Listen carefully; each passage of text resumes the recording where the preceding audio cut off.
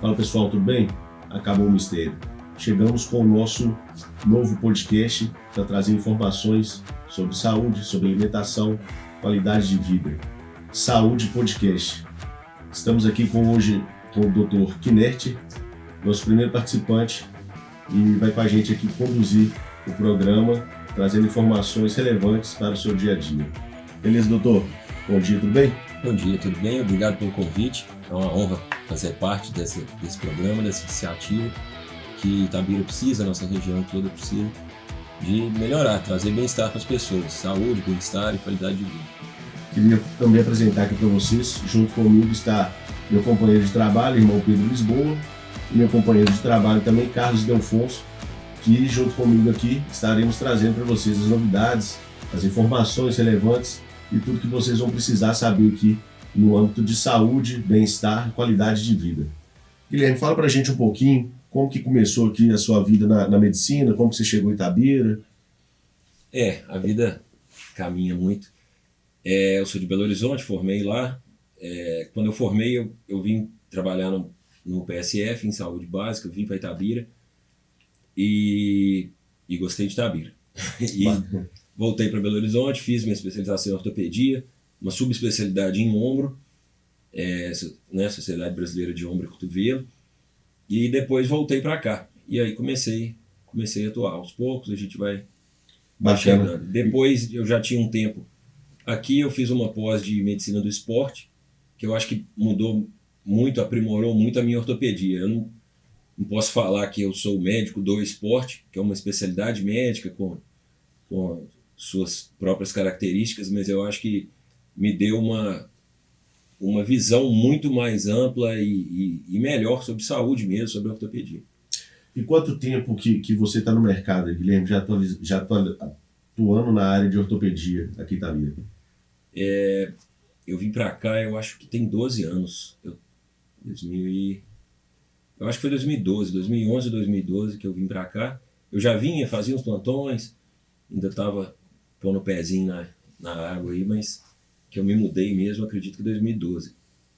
Aí eu trabalhava, como acho que muitos médicos, começa mais no pronto-socorro, trabalhei na clínica do PAS, da Vale, muito tempo, e hoje eu atendo no consultório na clínica São Lucas, aqui no Pará, e no Hospital Nacional das Dores, onde a gente opera, tem o plantão e tem os cuidados com os pacientes internados. Bacana.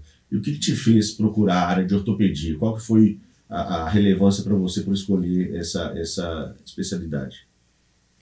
Ortopedia é uma especialidade que eu acho que ela atrai muita gente que busca resolução. Apesar de hoje, né, com a experiência, a gente sabe que tem muitas questões crônicas e difíceis, mas a sensação de chegar um paciente com um problema, um ombro fora do lugar, você põe no lugar, orienta e vai para casa, é muito bom. Você atua, traz o benefício e depois você cuida muito de qualidade de vida da pessoa mesmo, controle de dor, fazer a pessoa voltar para a vida dela, executar a vida dela da melhor maneira possível. E é o que eu acho que sempre me atraiu. E isso somou muito com a questão do esporte, porque a gente vai trabalhar em cima disso, me dá uma visão de como que o exercício físico ele vai evitar a lesão, e nós vamos falar mais disso em detalhe, mas uma certeza que eu tenho hoje é que se as pessoas dormissem bem, alimentassem direito e exercitassem moderadamente, a maioria dos problemas sumiam misteriosamente. E pensando nisso, como que você vê hoje a ortopedia aqui na nossa cidade, Guilherme? Como que você acha em questão de tecnologia? A gente está bem assistido, a gente está caminhando, a gente precisa evoluir um pouco mais. Hoje a gente está respaldado aqui na cidade para fazer qualquer tipo de cirurgia ortopédica, ou a gente precisa procurar um polo igual Belo Horizonte. O que você acha nesse sentido? Quando eu vim para cá, Itabira já estava num momento de transição, eu acho. Tinha uma história que a ortopedia mesmo evoluiu, que era mais primária, talvez, mas já tinha cirurgia por vídeo, já tinha gente fazendo alguns procedimentos, algumas próteses, alguma coisa. E vem melhorando mais. O equipamento tem melhorado, os hospitais investiram muito nisso. No início tinha procedimento que eu não fazia, eu indicava para VH mesmo, mas a saúde, não só do SUS, a saúde no geral, ela é hierarquizada, né? Então, acredito que mais de 80% dos procedimentos podem ser feitos com segurança aqui, mas algumas coisas ainda são melhor assistidas em grandes centros. Então não tem muito sentido você procurar um especialista em pé para cortar a unha do pé, mas para algumas coisas ainda vale a pena. Mas aí o seu médico de confiança, ele é honesto e ele vai te encaminhar. Hoje em dia tem muita cirurgia robótica, mas são só centros de referência mesmo. A maioria dos hospitais de Belo Horizonte não tem, e nós ainda não temos previsão, mas os médicos de Itabira já vão se capacitando, já tem muita gente fazendo curso e vamos ajeitando. Tem alguns procedimentos de controle de dor, que a ortopedia também está muito ligada a isso, de infiltrações, de radiofrequência, coisa que está mais em voga hoje, que nós já conseguimos fazer aqui, e até pouco tempo atrás não fazia. Então vamos evoluindo. Acho que como qualquer outra área do conhecimento, a medicina e a ortopedia está em desenvolvimento e os profissionais deu uma renovada, né? Então demos uma aerada aí, e eu acho que isso é muito bom para a cidade, porque força quem já está aí a melhorar também e só ganha, só tem a ganhar. E suas referências, Guilherme, quem que você se baseia, em que você, né, qual que é aquele profissional que te inspira a sempre estar melhorando, a estar procurando novidades, a estar atendendo melhor o seu público específico? Quem que te dá essa referência aí como profissional? Se não tiver um profissional... Eu não sei de um profissional que... Não sei te falar dessa pergunta aí, não. Mas assim, o que te motivou a fazer medicina, especializar em ombro, ortopedia? Só interesse pela área mesmo, pela ciência mesmo, não sei te falar. Não foi alguém que eu era fã e resolvi... Sou fã do Bruno. Na sua família não tem ninguém? Não tem. Aliás, até eventualmente tem, mas obstetra, não é ninguém que eu tinha contato. Não... Na verdade, eu não sei. Oi? Você tem histórico no esporte? Fazer natação no Minas, né? Nada específico. Bom, isso não precisa ir no podcast, mas assim, eu cheguei eu passei a vida inteira pensando que eu cheguei no pré-time do Minas, de natação. E aí eu achei que eu tinha desistido. Eu passei a vida, por que eu não entrei? Era um trem que eu podia ter desenvolvido, não ia virar o Gustavo Borges, mas era uma coisa. Aí há pouco tempo eu estava conversando sobre isso com a minha mãe, não, é porque era no outra unidade, era longe, eu que te tirei. Né? Meio banho de água fria. Falei, então foi isso. Não fui eu, não. Obrigado. Mas eu comecei a fazer... Eu odiava exercício aeróbico, comecei na academia por obrigação mesmo, por sentir dentro da medicina que eu mandava os outros fazer exercício e eu mesmo não fazia. Comecei na academia devagar, o personal começou a me botar para correr na esteira e eu não gostava de correr nem um pouco. E o tempo foi passando, eu descobri que o meu problema era com a esteira, era a ansiedade de ficar vendo o relógio correndo. E eu fui empolgando com a corrida e eventualmente eu cheguei na meia maratona. Eu sou preguiçoso, né? Eu só corri meia maratona. Mas e eu acho que foi isso que me fez interessar. E depois disso, aí você começa a ter mais entendimento quando o paciente anda de bicicleta e tem uma questão com a bicicleta. Você entende a cabeça dele. Um ortopedista, um médico que manda o paciente parar, ele não tem a visão, o conhecimento do que aquela atividade significa para a pessoa, na vida dela. Às vezes é o que evita ela de tomar um remédio, às vezes é o que... Eu acordava às 5h30 da manhã, corria 18 quilômetros e voltava super feliz para casa. E uma pessoa que não faz exercício, ela não vai entender isso e não vai buscar soluções, porque é seguro para o médico mandar parar. Você tem uma dor no joelho, para de correr.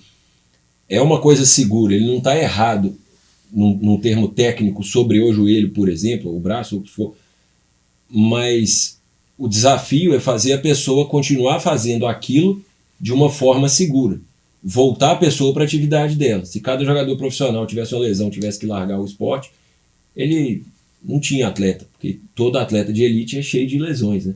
O desafio é botar a pessoa de volta, manutenção, aperta o parafuso e volta para o jogo.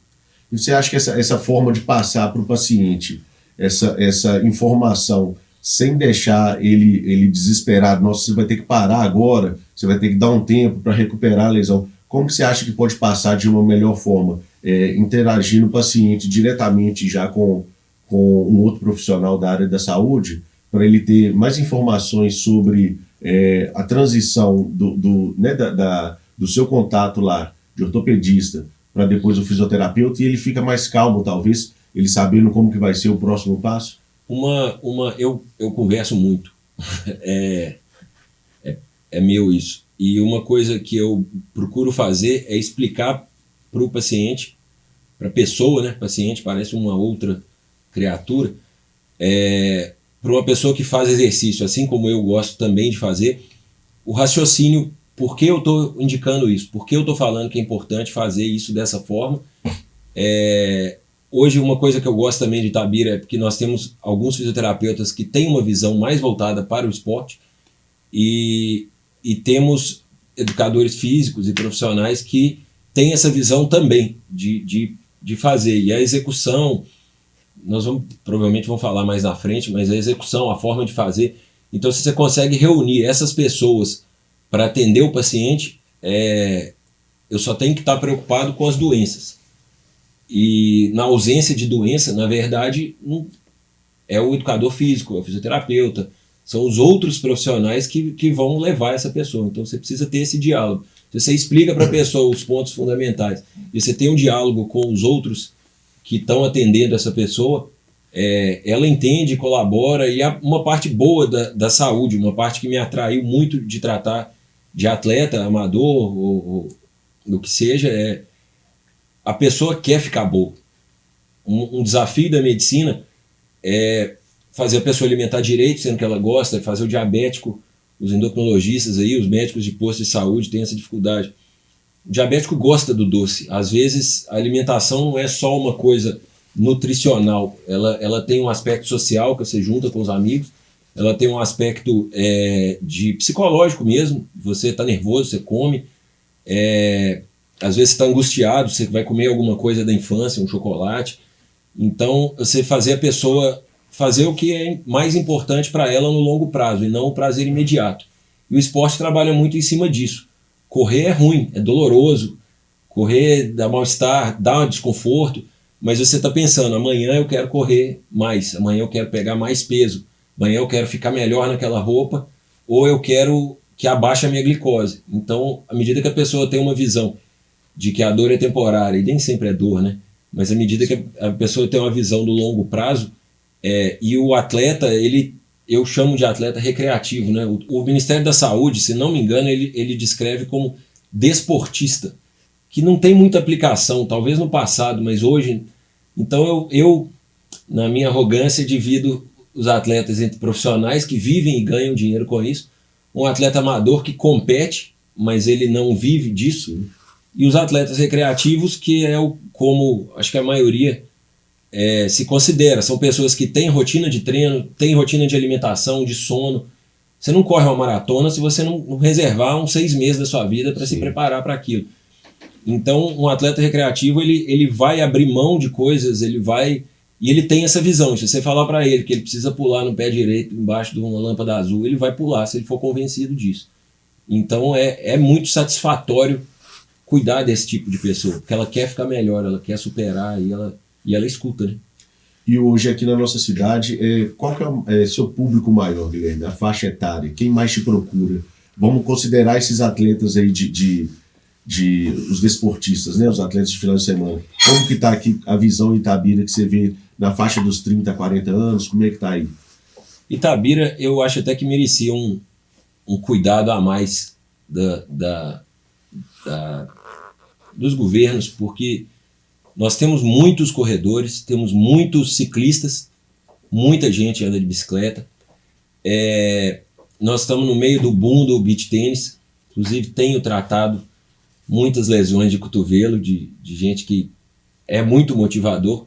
O CrossFit tem uma fama muito ruim, mas assim, quando você compara a incidência de lesão em atletas, CrossFit não está na frente, ele é lá embaixo. Futebol machuca demais.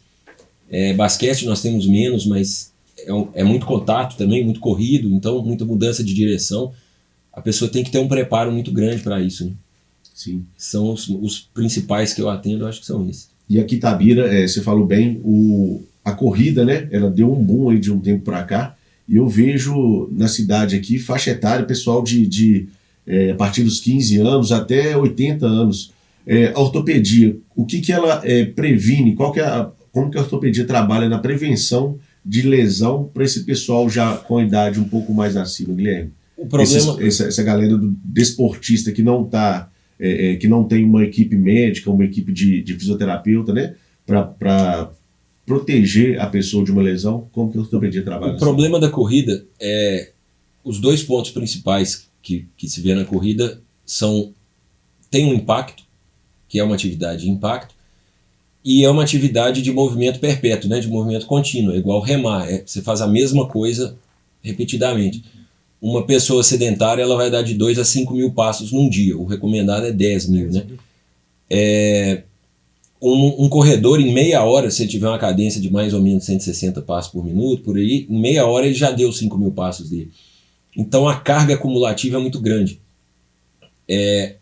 E uma dificuldade da corrida é que a parte cardiovascular ela desenvolve muito rápido. Pulmão, coração, isso chega rápido. Em 15 dias você está fazendo coisa que você não acreditava. Mas a parte osteomuscular ela demora, tendão demora. Tendão é muita fibra, pouca célula. Osso tem um metabolismo que também tem o seu próprio tempo, e a musculatura, tanto que na musculação, no exercício de hipertrofia, de ganho de massa magra, é demorado. Então a pessoa tem que entender que não é porque ela está conseguindo fôlego que ela deve correr mais. Dependendo da idade, você tem que avaliar sempre as outras questões, osteoporose, o diabetes, os cuidados com o pé, pressão alta. Você tem que ver essas questões quando há uma doença. O médico precisa estar em cima para orientar isso. Mas o desenvolvimento tem que ser progressivo, tem que ser lento, gradual. Se possível, que o mais correto, se que você gosta de uma corrida, vai para uma academia ou vai pegar uma assessoria para poder fazer os exercícios. Se você tem um quadril forte, a gente acha que correr são 2 pernas, um pulmão e um coração, e não é. Você precisa de ter a perna forte, a pisada já foi muito avaliada no passado, hoje menos um pouco, mas ainda tem. Tem uma linha que fala que corrida é instintivo, mas na verdade tudo tem uma técnica, né? O espelho ele não está na academia porque você quer ver como você é bonito, ele está lá para você enxergar a sua execução se ela está adequada. Então tem técnicas melhores de corrida, e você tem um preparo, um quadril forte, um alongamento bom, uma movimentação boa. Isso é que vai te prevenir de lesão. Se você tem um preparo adequado e faz o treino dentro dos limites e vai progredindo dentro do que o seu corpo tem para te dar, não tem sentido você ter lesão. Você falou que a gente muitas vezes, questão cardiovascular, a gente consegue, mas o corpo não está preparado. Eu digo até que o mental também, às vezes a gente vai correr, a gente se sente bem correndo, a gente programa ali para correr 5, que talvez ali é mais ou menos o limite, só que o mental tá tão bom para nossa cabeça que a gente até vai correndo além disso. Então eu vou além, eu falo que o mental também tem muita relação com isso. E assim, que chega muitos pacientes com fratura por estresse, por excesso, por exemplo. Vou correr, era para correr 5, corri 15 e tive uma fratura por estresse ali, por excesso. Tem muitos pacientes com esses relatos ou não é algo frequente? Não é de todos os dias, mas chega, sempre chega. Eu tive um paciente que ele não voltou, ele foi no primeiro dia, falou que começou a praticar corrida, tinha mais ou menos 15 dias e ele estava correndo 7 km todos os dias há 15 dias e estava com dor na perna. E eu tentei falar para ele, é muito bom que você esteja cuidando, mas o seu corpo precisa, o exercício, o repouso faz parte da recuperação. Todo exercício vai criar lesão e o corpo vai se refazer melhor. Todo exercício você vai fazer uma lesão controlada, que com alimentação e repouso o seu corpo vai refazer aquilo com o passar do tempo. Se a incidência dessa agressão for maior do que o tempo ou a capacidade do seu corpo de resolver, você vai ter um problema, vai virar uma lesão mesmo, uma coisa maior. Então eu tenho uma paciente que já quebrou as 2 pernas, ela começou a dar aula de jump, de atividade assim, e começou a dar aula todos os dias, ela fazia as aulas. Então ela passava os dias pulando. E a pessoa está tão motivada, talvez seja o outro lado da moeda do exercício. A pessoa se motiva tanto que ela peca pelo excesso. Sim. E tem que fazer, mas calma, você vai ser a mais gostosa do Lar de Osanã, mas você precisa chegar lá. Se você queimar sua largada, você não vai conseguir, você vai ter lesão. E aí vai num médico, ele vai falar, não, você tem que parar, porque você tem tendência à lesão. E qual que é a lesão na sua área, né, especialidade de ombro? Qual que é a mais comum que chega para você? Luxação, ruptura de tendão? O que você mais trabalha lá? As lesões do manguito rotador são as mais frequentes. A luxação do ombro é bastante prevalente, mas mais em pessoas jovens, mas a lesão do manguito é a mais comum. Para quem não sabe o que é o manguito rotador, é um nome ruim, mas é o nome que deram para a estrutura da anatomia. O ombro, ele é a articulação que mais mexe, nós já até citamos isso aqui. A amplitude é muito grande, então para ajudar a estabilizar essa cabeça do húmero, ela não é bem uma esfera, né, porque ela está presa no osso do braço, a gente tem um conjunto de músculos, que são 4 músculos, que eles se ligam no osso, na parte de cima, e mantém esse húmero juntinho da articulação, mantém essa junta estável à medida que a gente movimenta, faz. A dificuldade dele, o problema dele, é que a gente tem o osso do ombro aqui em cima, que é o acrômio, sempre um nome difícil, e o húmero embaixo. Então a gente tem um osso em cima, um osso embaixo, e o tendão passa no meio. Toda vez que a gente levanta o braço, a gente aperta ele um pouquinho, e é um pouquinho ao longo da vida inteira. Então, igual uma catarata, uma coisa que é comum, algumas pessoas têm grave, têm que operar, mas todo mundo vai ter pelo menos um pouco, se viver para isso. Uma artrose no joelho, um bico de papagaio na coluna, nós vamos também ter uma degeneração nesses tendões do ombro. Ela sozinha não é um problema. Tem muita gente, se você congelar essa rua aqui, vai ter muita gente com lesão no manguito e não tem ideia, vive normal. Mas em algumas pessoas isso pode ser bastante sintomático e limitante, porque realmente atrapalha de pentear um cabelo, de escovar os dentes, no trabalho das pessoas, e a dor, ela pode ser causada por um treino mal feito, por uma execução inadequada, por um desequilíbrio dessa musculatura. Então não é só a presença da lesão que é o problema, mas como você vive com esse ombro. Se você conseguir estabilizar sua postura, melhorar as coisas, e você está sem sintoma, você não tem um problema. Mas o manguito rotador, ele tem essa função de estabilidade e tem que ser respeitado, senão ele vai se fazer ser respeitado. A gente não tem muito cuidado com o ombro, né? A gente só faz. O joelho, se perguntar para uma criança na escola, ela sabe. Tem que abaixar direitinho, tem que dobrar, tem que cuidar. A coluna, ninguém cuida, mas todo mundo sabe que não pode ficar curvado. Mas os ombros a gente só pega e faz e pronto. E é um processo degenerativo. Não quer dizer, por ter uma lesão, necessariamente você vai ter que operar. Se você está bem adaptado, está sem sintoma, a lesão não progride, não faz muito sentido ir para a cirurgia. Mas essa tendinite, ela pode ser bem dolorosa, bem debilitante,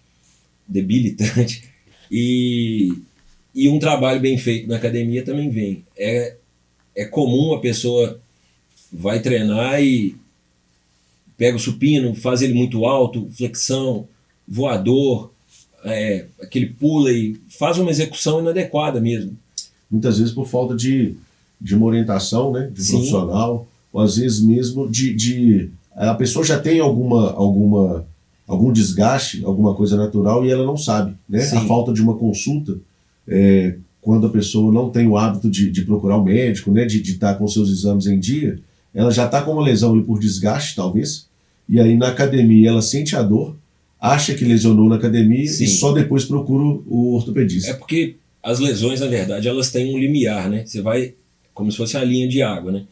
Você tem a lesão, mas ela ainda não dá sintoma. Então ela começa a aparecer, já tem alguma coisa acontecendo ali. E tem muita gente que tem orgulho de sentir dor, de ser resistente, e vai levando. Então às vezes quando chega pra gente, já tá tarde, né? Sim. Já tá complicado, e põe a culpa na academia, ou num outro médico, mas a pessoa continua fazendo.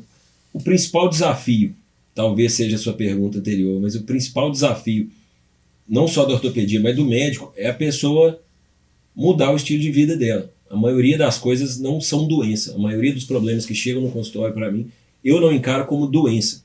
Uma doença é o seu corpo fazer um colágeno errado, ou você caiu e rompeu o tendão, ou teve uma fratura, você tem um problema de osteoporose, seu metabolismo. Agora, se você vive de uma maneira que sobrecarrega o seu corpo, você está vivendo errado, você não está doente. Você tem que cuidar, porque uma hora você vai ter uma doença. São os maus hábitos, né? É. Fica a dica aí, pessoal. Para quem leva a vida aí desregrada, sem procurar o médico, sem fazer os seus exames constantes aí, né, sem preocupar com o corpo, esperar só sentir a dor para procurar o médico, talvez seja tarde demais. Falando sobre o ortopedia ainda, Guilherme, como que você acha que a ortopedia hoje vem com essas novas tecnologias que a gente está tendo acesso, por exemplo, a inteligência artificial? Ela pode trazer de benefício né, na área ortopédica, igual você falou há pouco tempo, aí, a cirurgia a longa distância, o médico hoje não precisa estar na sala, né, para fazer a operação. Isso vem desenvolvendo muito.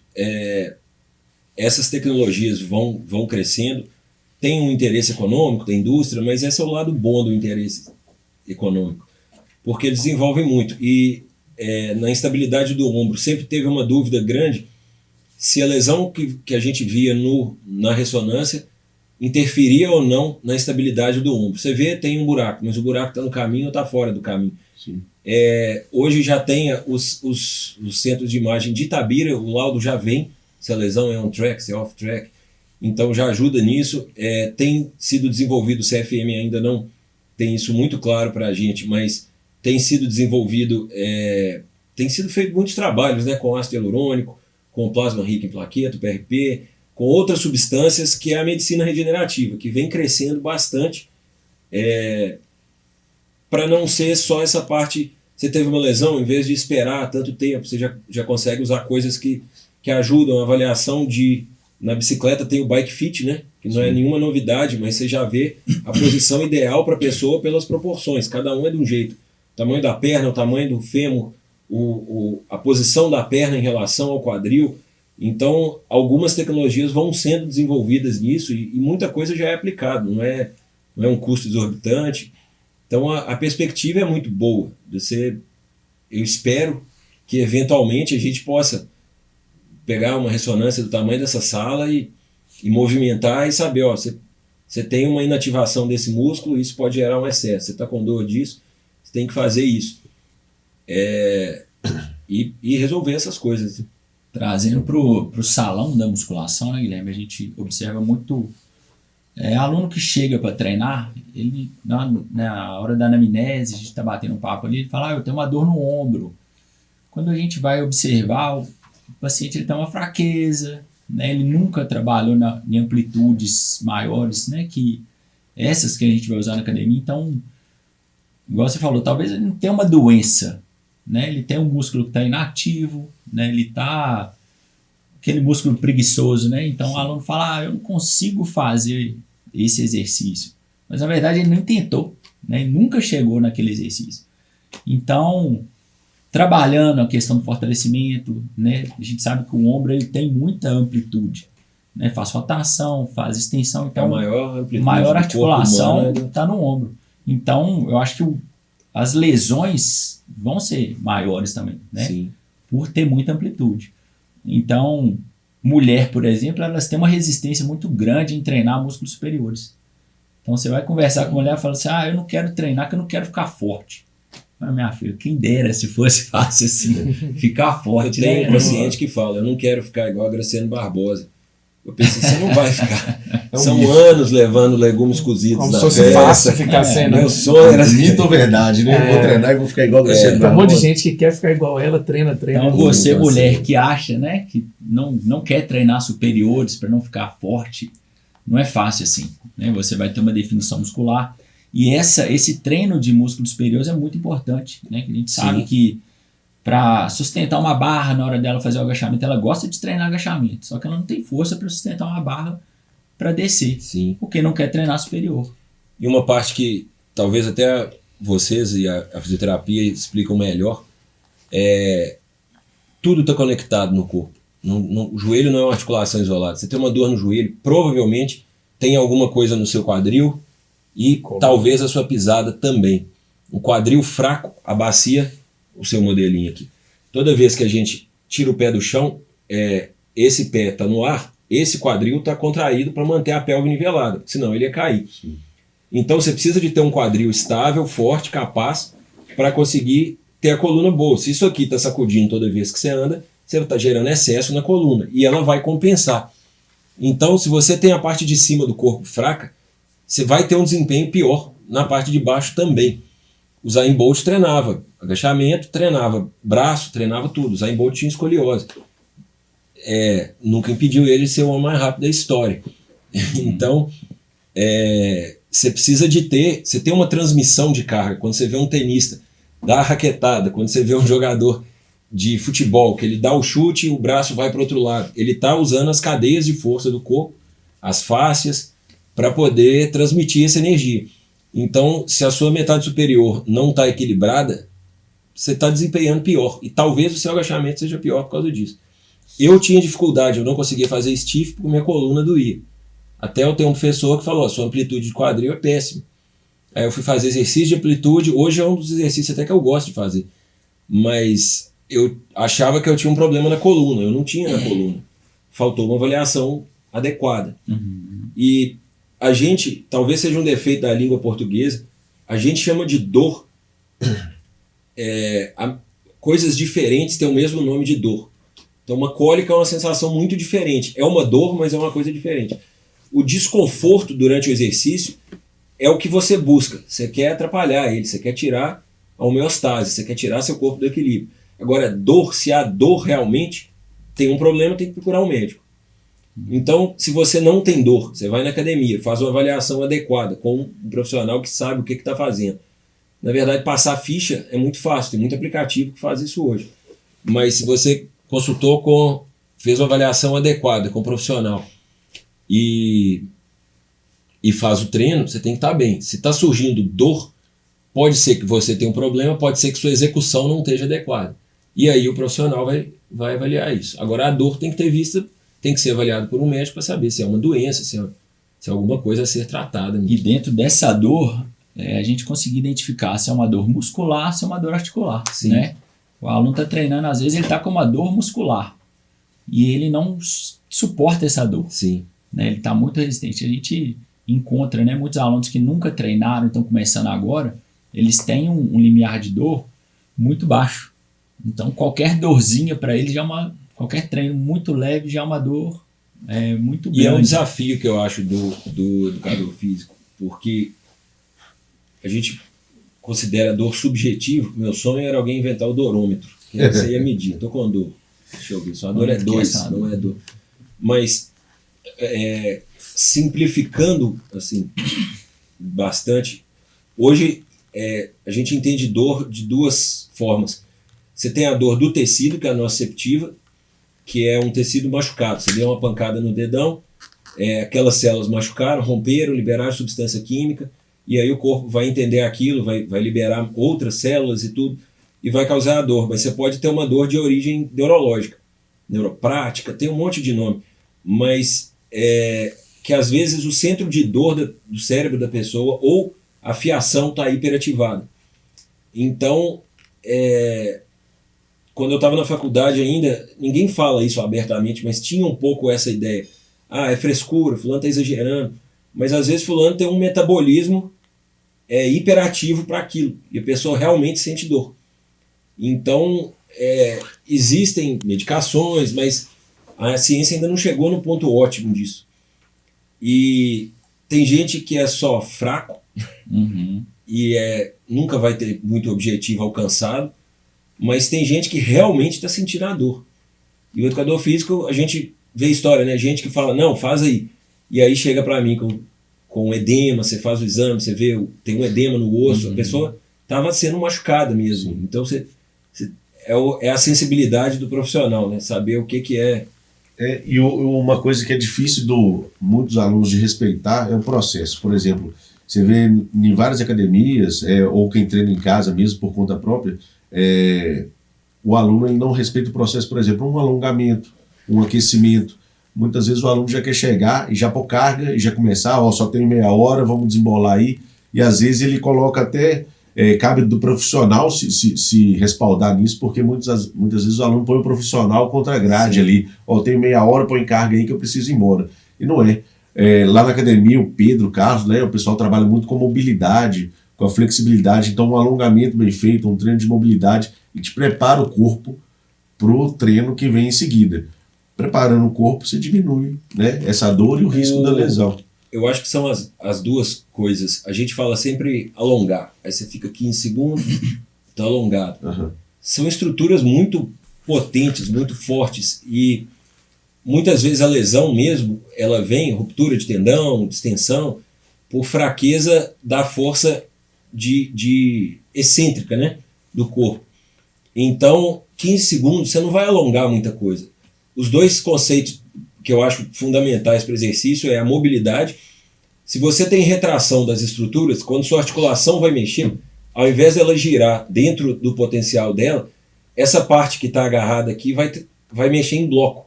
Uhum. Se isso está mexendo em bloco, a articulação seguinte também vai sentir. E você vai estar esticando isso daqui. Então você tem que ser capaz, cada articulação, ser capaz de trabalhar a amplitude dela, e até na avaliação vocês veem se a limitação é rígida, talvez seja só a sua estrutura óssea, é aquilo que você tem, mas se a limitação é mais macia, pode ser que seja falta de alongamento disso. E o aquecimento, que não tem esse nome à toa, você está realmente aumentando a temperatura no ventre do músculo, o recrutamento das unidades, né, dos sarcômeros, ele segue uma lógica, o corpo segue um padrão, então você vai ativar essas estruturas. Às vezes você tem o corpo não vai usar tudo que ele pode ao mesmo tempo, senão você ia ter lesão o tempo todo. Então você vai recrutando mais fibras para aquilo, você vai liberando mais mediadores químicos, você pode ter aderência mesmo do músculo com a face, com o encapamento dele ali que isola. Então à medida que você trabalha o movimento, você já começa a soltar, as coisas já começam a correr mais livre, e aí na hora que você vai fazer a carga, que você vai fazer a repetição excessiva, o corpo está pronto e não vai ter problema. Continuando esse assunto aí, hoje aqui para Itabira, ao meu ver, ainda é novo, não para os profissionais da área, mas para muitos alunos, a liberação miofascial, né? Tá ajudando na amplitude do aluno aí, e quem não tinha esse conhecimento hoje, o aluno que não tinha esse conhecimento hoje, tem procurado mais essa técnica para ajudar a desenvolver na hora de um agachamento, na hora de um movimento de coluna, né? Então a liberação miofascial vai muito disso, né? De encontro com isso que você falou agora. A fisioterapia trabalha com isso há muito tempo e era dessas que considerava frescura, né? É muito comum, o cara do judô chega, faz assim... E tá pronto. Tá pronto, vai para lá. Aí tem lesão. E não entende por que tem lesão, né? A natação bate, dá uns tapas no pé, tá pronto. Não fiz nada e tive a lesão. Realmente você não fez nada, você devia estar fazendo. E é interessante, porque a gente lê sobre os treinos dos profissionais, a rotina dos profissionais, mas todo profissional de qualquer esporte do mundo, ele tem aquecimento.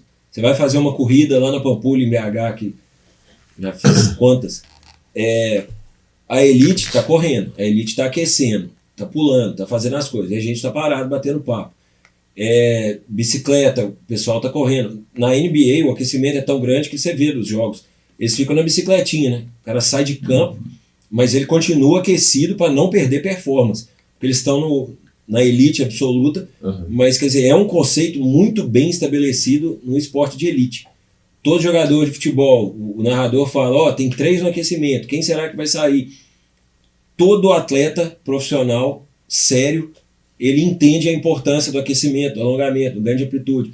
É questionado, mas assim, a massagem profunda, os times têm um massagista, a crioterapia para evitar, né, aquele banho de gelo, de crioimersão, para evitar a inflamação excessiva. Um treino normal, um dia comum, provavelmente não precisa, mas esse conceito é muito discutido, pode ser que isso mude, mas se você joga um jogo de campeonato, se você vai fazer uma prova extenuante, a inflamação ela sempre vai estar presente. Sempre que você fizer um exercício, é o mecanismo que o corpo conversa.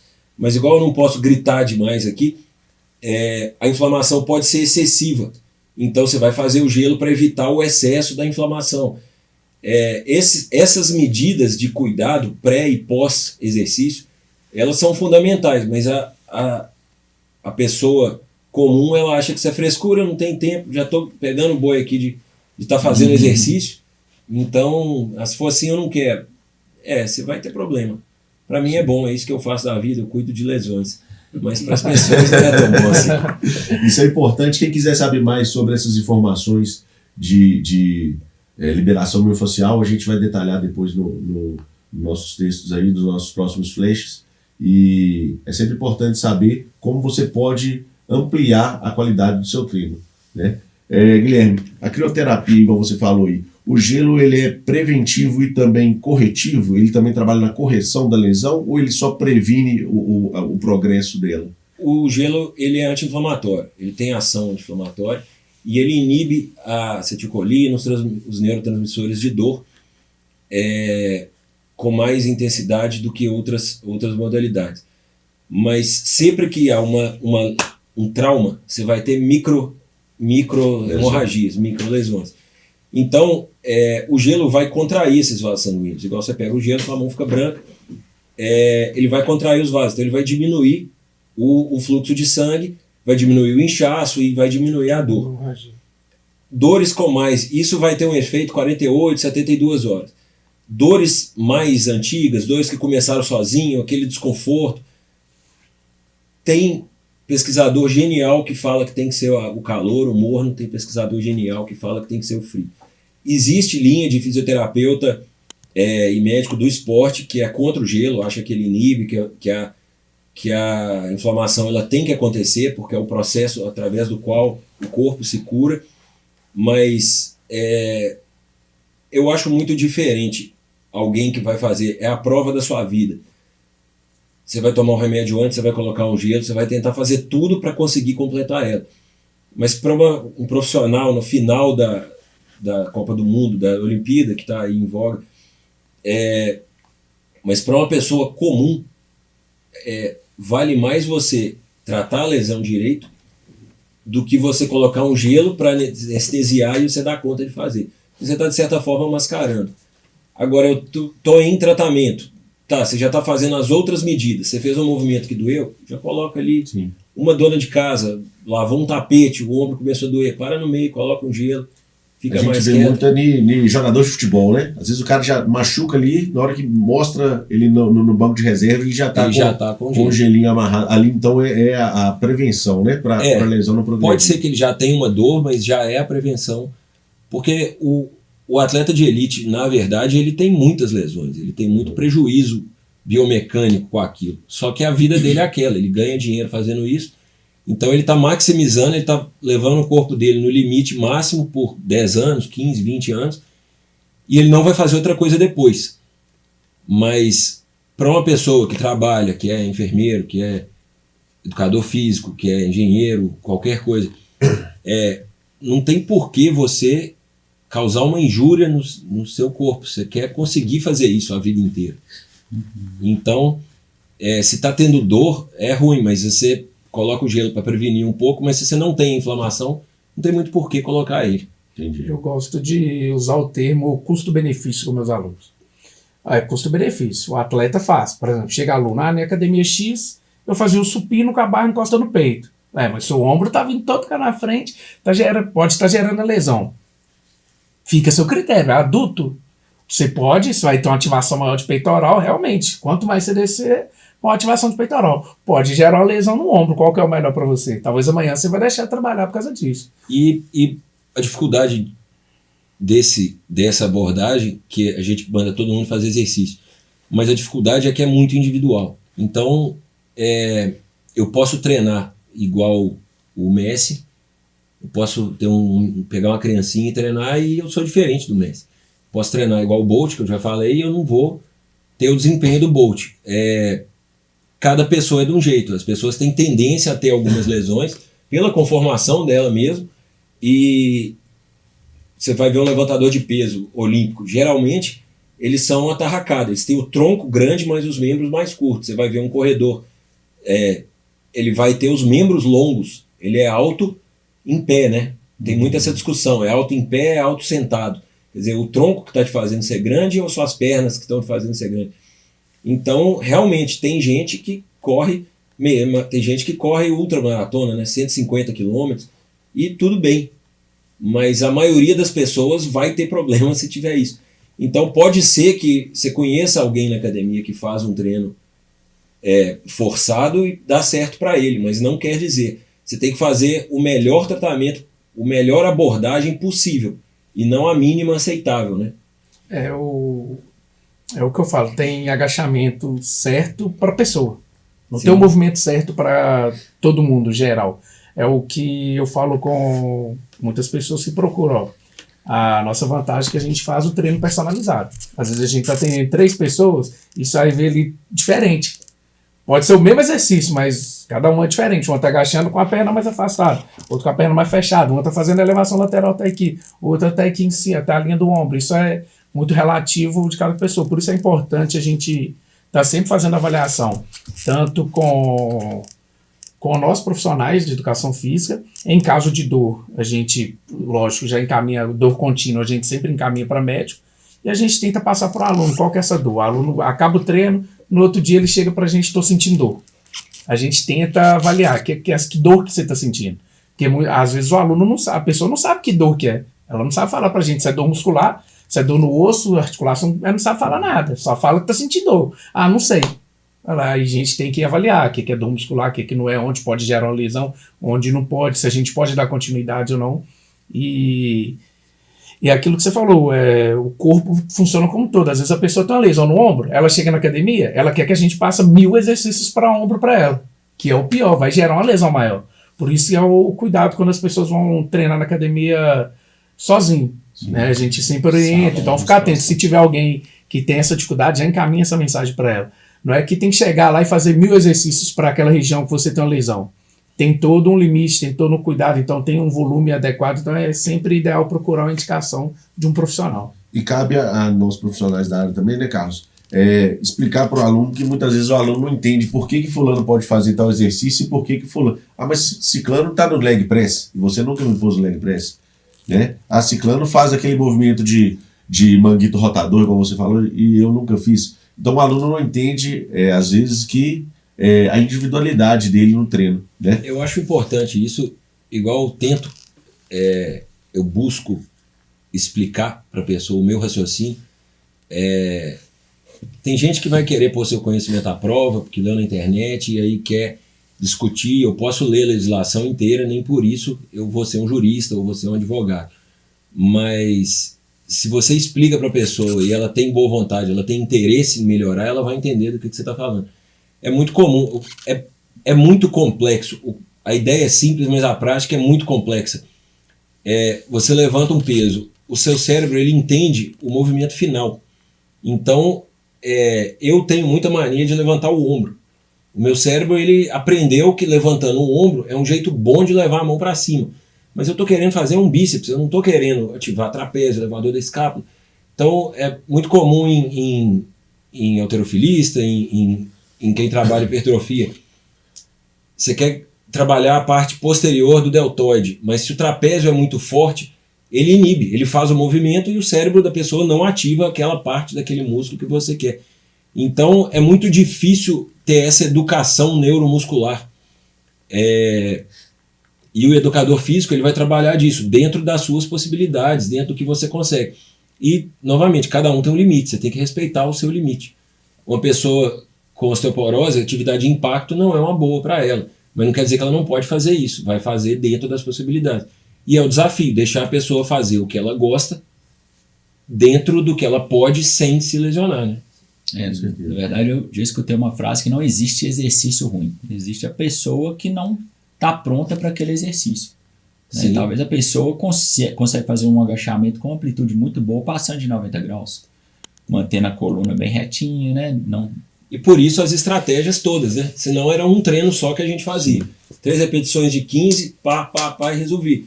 E não tem 1000 estratégias. Antigamente era 3 de 8, se você quiser hipertrofia, 3 de 8 ou 4 de 8. Se você quiser definir, era 3 de 10. Se você quisesse queimar, era 3 de 15. O treino Arnold, né? O Arnold Schwarzenegger, quando ele bombou aí no Mr. Olympia, era 5 de 5, com carga máxima. Então eram 5 séries de 5 repetições cada exercício com carga máxima.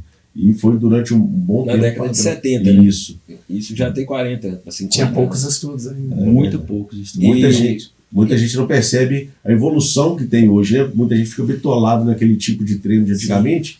E às vezes isso é a causa das lesões. E vocês entendem isso. Às vezes não é um profissional, não sei. Aplica o mesmo treino para a pessoa e não cresce, não desenvolve. Muito comum em mulher, posterior de perna. Uhum. Talvez você tenha que fazer, tem um treino, eu não vou saber os nomes, mas tem um treino que você faz um alongamento no meio, tem um risco de ter lesão, mas você vai fazer esse. Tem um treino de hipertrofia, a sequência, na verdade, né? Você faz o peito, você está ativando o tríceps. Então, se você fizer o tríceps antes, seu treino de peito é alterado. O educador físico, ele vai justamente entrar nisso. Às vezes você faz o ombro no mesmo dia que o peito, para concentrar ali, mas às vezes você faz no outro dia porque você quer um repouso, não quer. Você tem que ter um profissional de educação física adequado para poder, um educador físico, para poder te ensinar e fazer. E se ele não está mostrando que ele entende, se ele não sabe te explicar por que ele toma as condutas dele, eu acho que você devia procurar outro. Porque assim como um médico não é adequado, é um prestador de serviço, ele tem que saber o que ele está fazendo e te demonstrar confiança disso. Né? Seguindo essa linha muito importante, não sei se você recebe algumas pessoas lá com esses relatos, mas a gente tem muito o Dr. Google e os famosos aí que falam muito de... Por exemplo, tem alguns influencers famosos que trabalham com atletas. Então eles falam de atletas. Aí a pessoa quer chegar lá e quer fazer o treino do atleta. A pessoa comum, que o atleta para mim é fora do comum, né? Então a vida dele é ser atleta. E a pessoa quer fazer o treino do atleta. Não porque doutor não sei quem falou que tem que fazer isso, que o cara falou que é isso, eu quero fazer isso também. Só que chega lá, a realidade da pessoa é totalmente diferente, ela quer pular etapas. Não sei se já chega lá para você assim, paciente, não, eu já pesquisei aqui, eu tenho isso e isso aqui no ombro, e aí o que a gente pode fazer? Eu preciso de uma receita aqui do remédio e tal. É muito comum a pessoa, é como se tivesse uma máquina de refrigerante já com o carimbinho, com a receita. A pessoa simplifica, é o que eu acho do profissional. A pessoa simplifica a um ato, mas uma tomada de decisão. Hoje em dia fala muito a lesão do manguito. Eu não posso operar todas e eu não posso não operar nenhuma, depende da pessoa. Um atleta de 20 anos, é onde vieram muitas lesões do CrossFit. Você pega um atleta de 26 anos, que ele malha desde os 15, ele corre, ele faz tudo, entrou no CrossFit, ele faz tudo. Aí você pega uma pessoa de 42 anos, que nunca fez nada, percebeu que ele precisa se movimentar, escolhe uma modalidade que é muito motivadora e quer acompanhar o outro. E o momento é diferente, a proporção do corpo é diferente, não vai ser a mesma coisa. Realmente tem que ser individualizado. Se você quer evitar problemas, você tem que ser individualizado. E o atleta, ele trabalha no limite do corpo dele. A gente não vai fazer isso. Eu tenho que ter um corpo que aguenta ser um médico, que aguenta ser pai, que aguenta dar plantão, que aguenta dirigir. E o atleta, ele tem que fazer aquilo ali. O ganha-pão dele é aquele, a imagem dele é aquele e a chance dele, porque ele também não sabe fazer outra coisa. Então ele precisa tirar a vida dele toda naqueles 10 anos, mesmo que às custas, e talvez para aquele atleta seja a melhor coisa mesmo. Mas ele vem de um histórico que é aquilo. Não quer dizer que vai ser bom para ser, né? Todo mundo. Pegando um gancho no que o Carlos falou sobre, né, a pessoa quer fazer um treino, mas não é um treino para ela. Né? Até que no personal a gente não encontra tantas pessoas assim. Mas no salão de musculação, nós três já trabalhamos no salão, a gente via muita gente. O cara chegava e falou assim, mas o Ronnie Coleman faz um treino assim, ele ficou desse tamanho.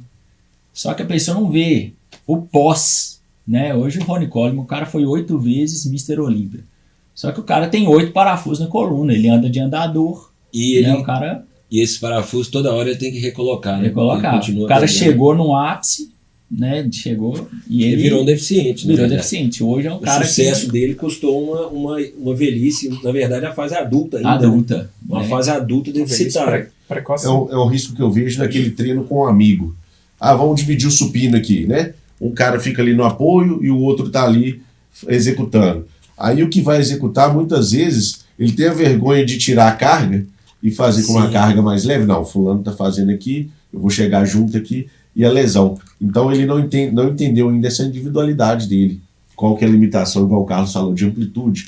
Qual que é a sua limitação, igual você falou, de uma pessoa que está começando agora, uma pessoa que já faz há mais tempo, uma pessoa que já tem o corpo preparado, que já vem trabalhando para aquele tipo de atividade. Na medicina do esporte a gente estuda isso.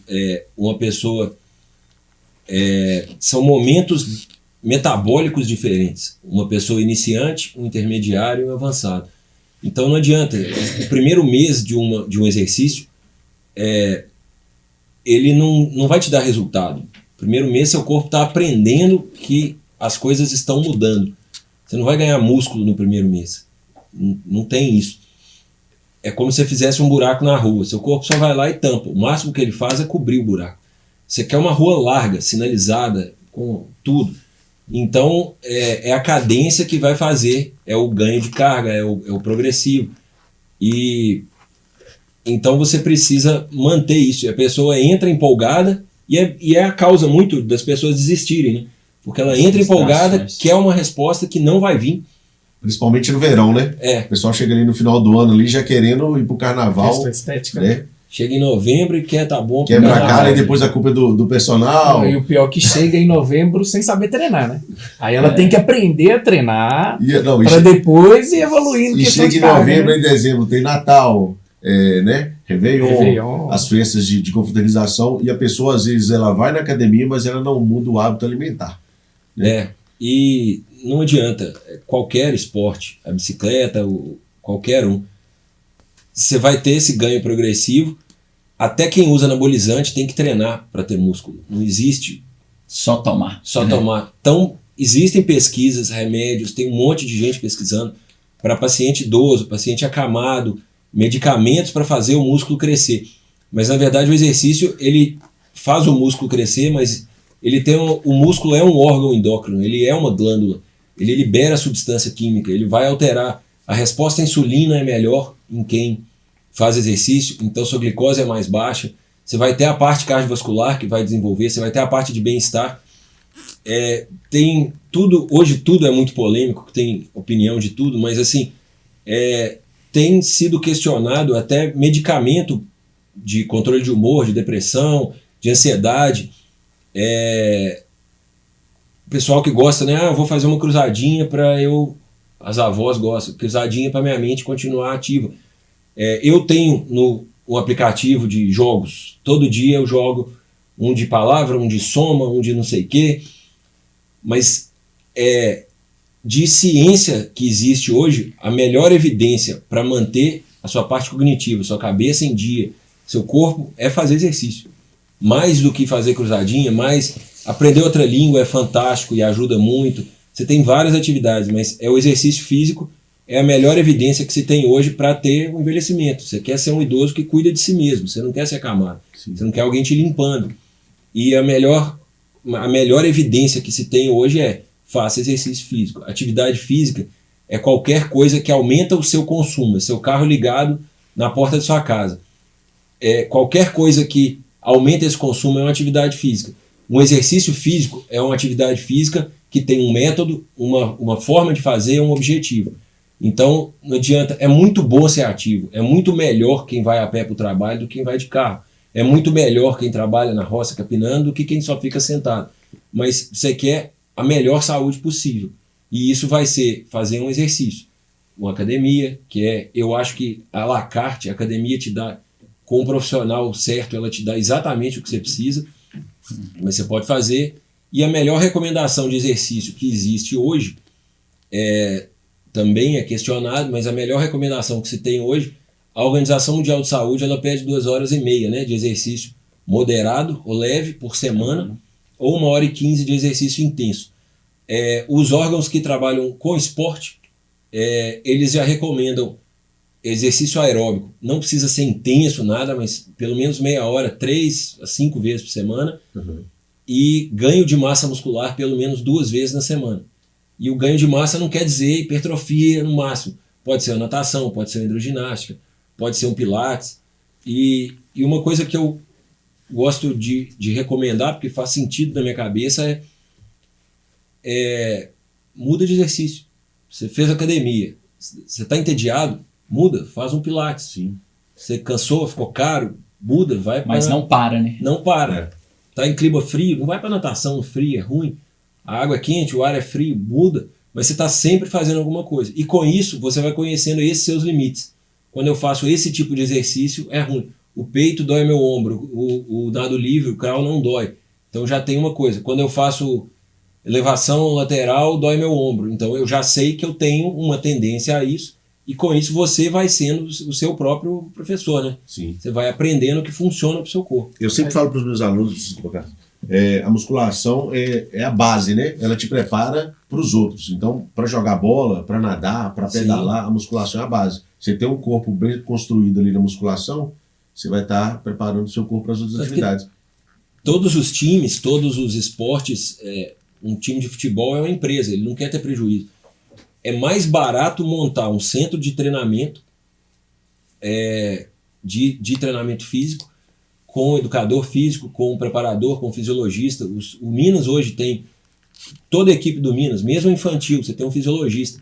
Ele é alguém que vai ver como que a pessoa está. Ele vai segurar o treinador. O treino foi excessivo, você acorda e preenche um questionário do aplicativo. Meu sono foi bom, de tanto que a recuperação é importante. Sim. E o time não quer um atleta que ele ganhe um salário para ficar sentado no banco, quer ele jogando. E os times sabem, quem faz musculação, quem faz um preparo físico adequado não tem lesão. Sim, eu te cortei, pode... Não, o que eu ia falar é que a gente tenta variar ao máximo isso entre nossos alunos, para o aluno não cair no platô, ficar desanimado e deixar de fazer atividade física, porque a gente, lógico, a gente já sabe a importância. Então a gente não fica lá só na musculação, só no peso, só na máquina. A gente varia corrida, bicicleta, a gente faz funcional e a gente sai do nosso ambiente de academia também. Deve ter umas 2, 3 semanas que a gente proporcionou uma corrida para os nossos alunos. A gente estimula os nossos alunos a irem para a rua correr. Se a gente não vai, a gente, entre eles já marcam ali, já combinam, né? A gente monta treino para eles fazerem em casa. Pedal, a gente tem um grupo de gente ali que já pedala, mês que vem já participar da competição, sempre tem um grupinho ali para não cair naquilo ali de achar que é só musculação, que é só pegar peso, cansei disso aqui, vou largar, não vou fazer mais nenhuma atividade física. Então a gente tenta sempre criar esse laço entre nossos alunos. O ideal é isso. Por causa da importância, né? Você tem um grupo de ciclistas, você monta um treino que é mais voltado para prevenir as lesões do ciclista. Uhum. O corredor, você vai ter um treino focado nisso. Né? Lutador, você tem que ter muita explosão. Então, tudo é bom, tudo é ganho, mas não adianta você ter muita resistência de longo prazo se você vai precisar de um golpe explosivo rápido. Então, um bom treino vai ser focado na demanda da pessoa. E o personal entra nessa questão, Sim. né? Talvez você está treinando no salão da musculação, você não tem um treino específico para o que você está buscando. Né? Nós temos lá no estúdio alguns alunos que correm maratona. Então o treino dele é diferente do treino de quem... E tem que ser. Né? E ele está fazendo certa. um fortalecimento de glúteo, um fortalecimento de panturrilha, de core, que exige muito. Talvez a pessoa não tem muito isso na cabeça. Eu preciso estar com minha perna forte, minha panturrilha, para eu aguentar o treino. Só que passou do 30º quilômetro ali, a coluna já começa a cobrar, a postura já não é a mesma mais. Então o cara começa a compensar, ele precisa do abdômen, dessa mecânica do braço, para poder cansar menos a perna. Eu já tive paciente nadadora que foi constante, tinha dor no braço e o técnico reclamava que no meio não sei a prova dela mais, eu não lembro, mas no meio da competição a técnica dela piorava.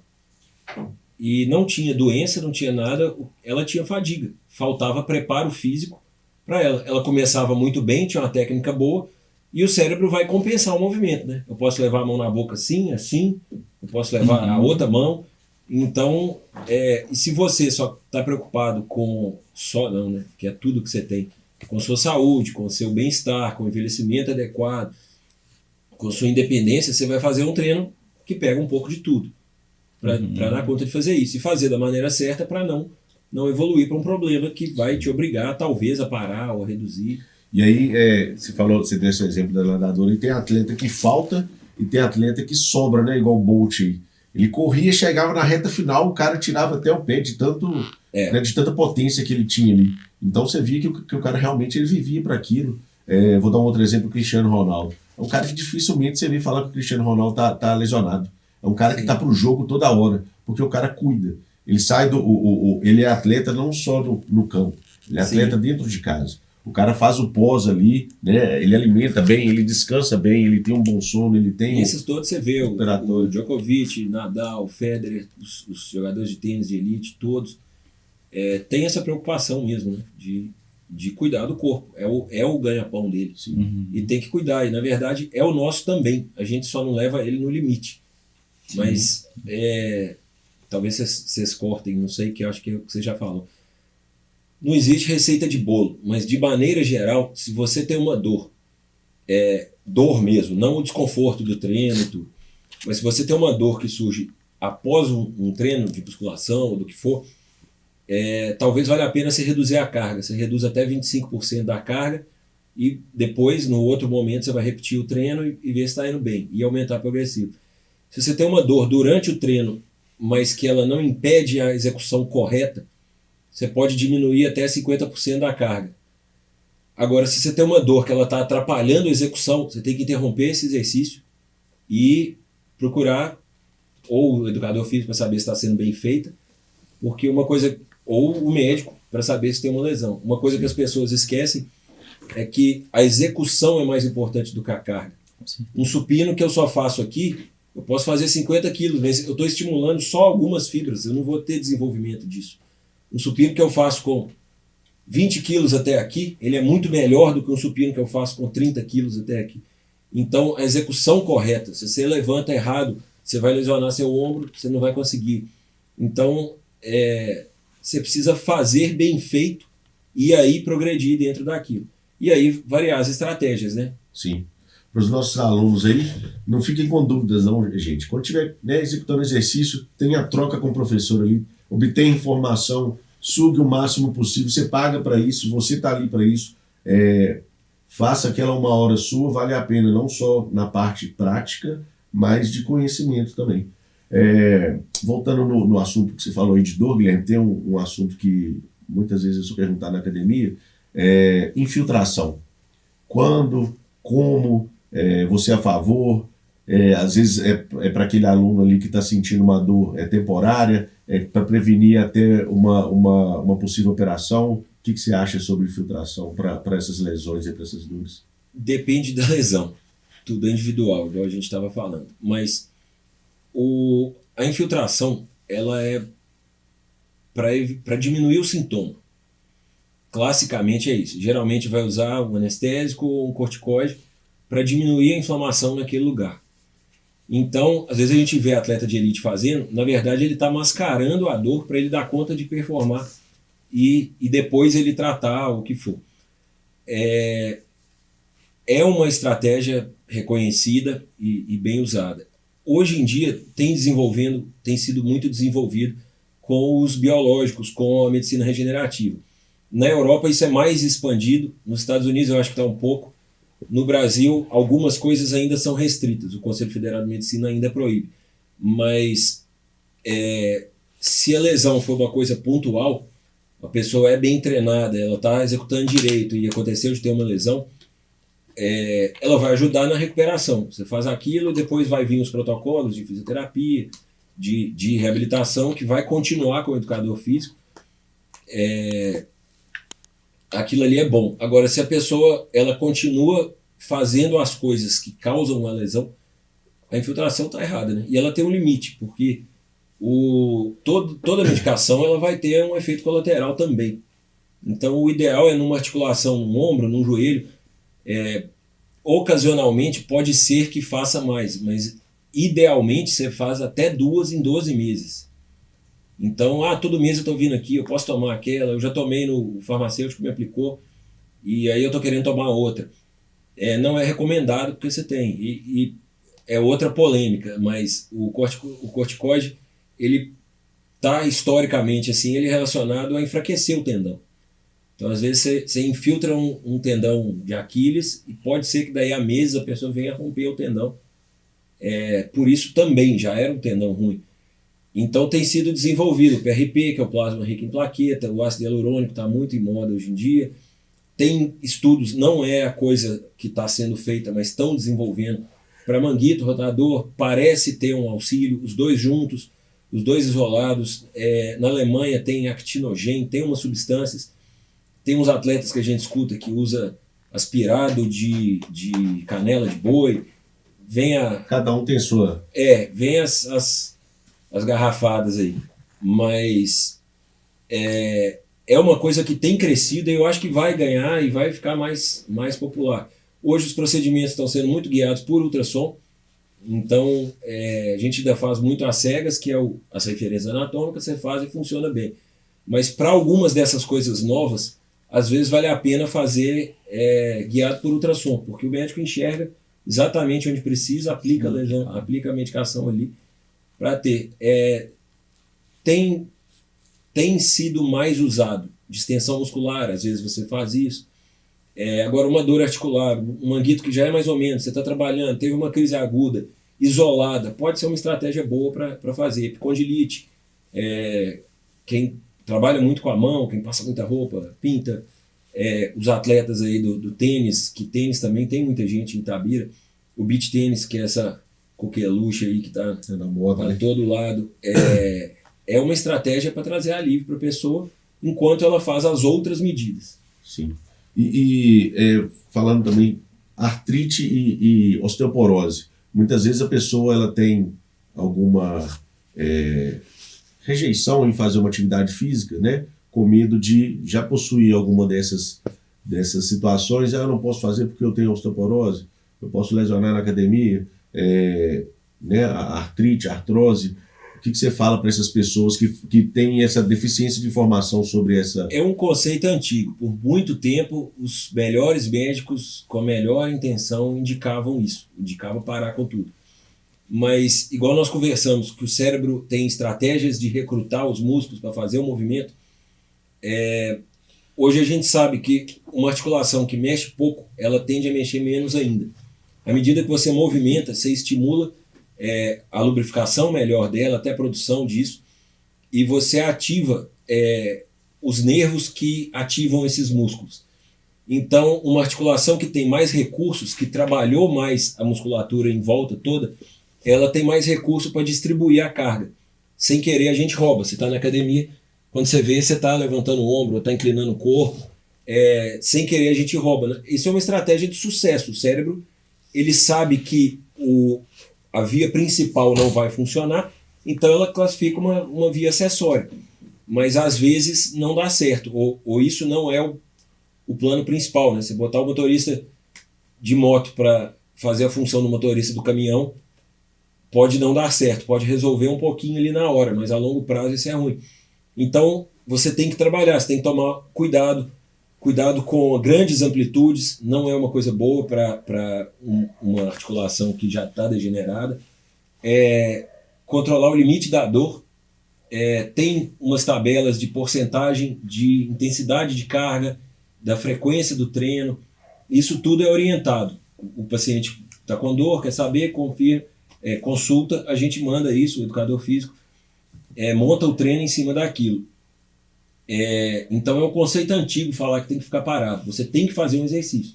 O ideal é com menos sobrecarga, que não tem impacto. Então a musculação bem feita é boa, uma hidroginástica, um pilates, uma coisa assim bem feita. A osteoporose trabalha muito nisso, né? Você tem que fortalecer, porque os remédios eles vão ajudar e realmente eles diminuem a incidência de fratura, que é o problema, principalmente do quadril e da coluna. Mas o que Deus fez, o que a biologia tem, um corpo que não é usado, ele atrofia, o corpo vai economizar essa energia. Então é o músculo agarrado nesse osso, puxando, que vai fazer esse osso ficar mais forte. Então você precisa fazer um exercício para poder trabalhar. O que existe de estímulo natural, biológico, para desenvolver osso é atividade física, é exercício, né? Bacana. Lembrando que quem tiver alguma pergunta pode deixar para a gente aí no nosso Instagram, né? O tema que a gente não abordou aqui ainda, o que a gente não souber responder, o Guilherme vai dar essa força para a gente e a gente passa a resposta para vocês assim que possível. Você tem mais alguma pergunta? Não, acho que foi bem esclarecido, né? Acho que a gente conseguiu chegar em pontos necessários, né, de abordar, que precisa ser abordado, muita informação boa. Guilherme esclareceu com perfeição e tudo que a gente pensou, né, para hoje. Sim. Carlos? Só frisar o quanto que é importante a atividade física, né, para estar fortalecendo e mantendo a musculatura, a articulação em dia, para evitar lesões, para evitar de chegar no ponto de ser cirurgia, né? É o que você faz, é o seu trabalho, mas sempre tenta evitar chegar nesse ponto. E já que chegou nesse ponto, a importância de depois iniciar ou dar continuidade na atividade física, eu estava focando nesse fortalecimento, né? E o quanto que é interessante o trabalho integrativo, né? A gente não trabalha sem vocês não trabalham sem a gente, é um precisando do outro e completando.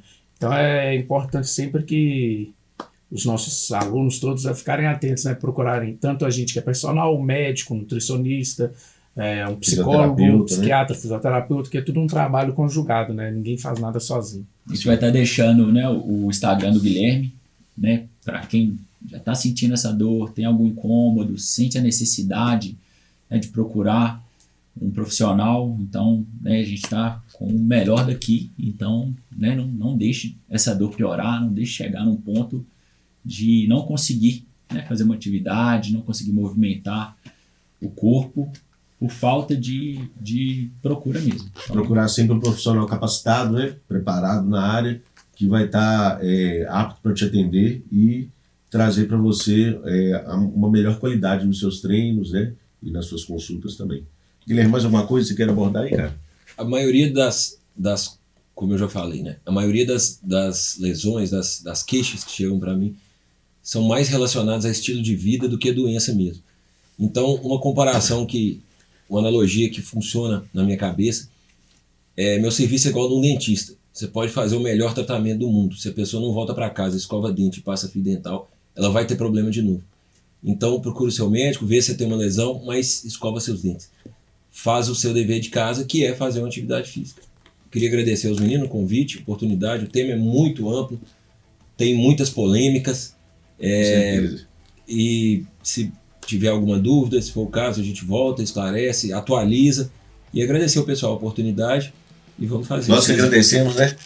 Nosso primeiro convidado aí do podcast, a honra de receber você aqui, né? Ter dado essa atenção pra gente, tirado um tempo para esclarecer as dúvidas. E com certeza vai voltar outras vezes aí. Beleza, meu cara? Beleza. Obrigado, viu? Satisfação, Guilherme. Show de bola.